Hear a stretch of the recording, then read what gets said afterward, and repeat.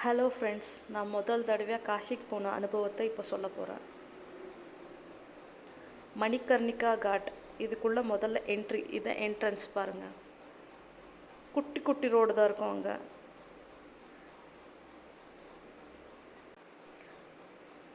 அங்கே ஒரு சிவன் கோயில் இருக்கும். இந்த ரெட் கலராக தெரியுதுல்ல, அதுதான் சிவன் கோயில்.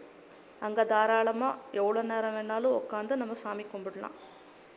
மணிகர்ணிகா காட்டில் இருக்கிற சிவன் கோயில் இந்த சிவன் தான் பாருங்கள்.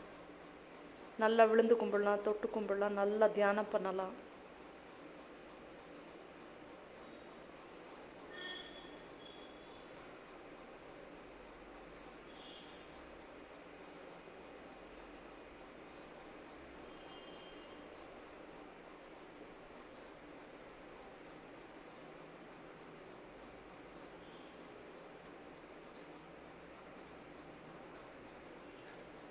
அதுக்கப்புறமா இந்த கோயிலை தாண்டி இந்த பக்கம் வந்தோம்னா வேறே இதுதான் பர்னிங் ஸ்பாட்டு. பர்னிங் மீன்ஸ் எனக்கு சொல்ல தெரியல.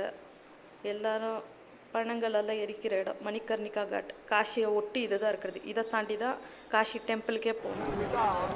பாருங்கள், காமிக்கிறேன். கங்காவையும் அப்படியே காமிக்கிறேன் பாருங்கள். அந்த கங்கா தண்ணி பியூட்டிஃபுல். அதோட பியூட்டியை சொல்ல வார்த்தையே இல்லை ஃப்ரெண்ட்ஸ். அவ்வளோ நல்லா சில்லுன்னு செம்மையாக அந்த தண்ணி. அந்த கட்டெல்லாம் வச்சுக்கிறதுக்கு எரிக்கிறதுக்கு காசியில் எரிச்சா புண்ணியம் கிடைக்கும். எரிச்சா மீன்ஸ் இறந்தவங்க, அதுக்கு தான் அந்த மாதிரி வச்சுருக்காங்க பாருங்கள். இந்த கட்டைகள் கங்கா அங்கே தெரியுதுன்னா, அங்கே ஒரு அகோரியை நான் பார்த்தேன். அவரை நான் பேச வச்சேன். அவர்கிட்ட பிளெஸ்ஸிங்ஸ் வாங்கிட்டேன். பாருங்கள், இங்கே எல்லாமே தெரியுது அவங்களுக்கு. அதெல்லாம் எரிச்சு கிரிச்சு அந்த கட்டை கிட்ட எல்லாம் இருக்குன்னு நம்மளால முடிஞ்ச அளவுக்கு நான் வீடியோ எடுத்திருக்கேன்.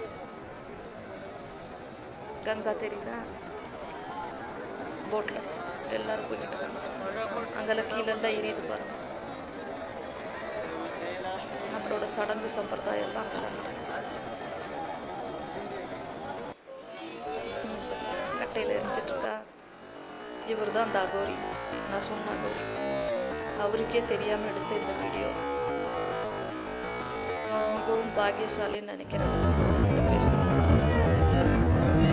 பிளஸிங்ஸ் எல்லாம் கிடைச்சிருக்கு. சில வார்த்தைகள் அவர் சொல்லியிருக்காரு, அது நடக்கும்னு நான் நம்புகிறேன். அவ்வளோதான் ஃப்ரெண்ட்ஸ், எனக்கு தெரிஞ்ச அளவுக்கு நான் வீடியோ போட்டுக்கிறேன்.